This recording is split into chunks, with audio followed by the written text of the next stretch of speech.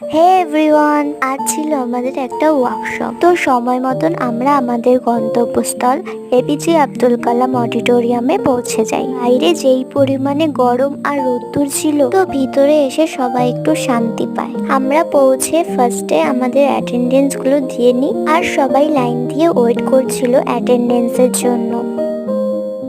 এইসব কমপ্লিট করার পর আমরা আমাদের সিটে গিয়ে বসি আর কিছু পিক তুলে নিই। কিছুক্ষণ ওয়েট করার পর আমাদের ক্লাস স্টার্ট হয়। এই ওয়ার্কশপটা ছিল মূলত আমাদের 4th সেমিস্টারের রিসার্চ পেপার নিয়ে।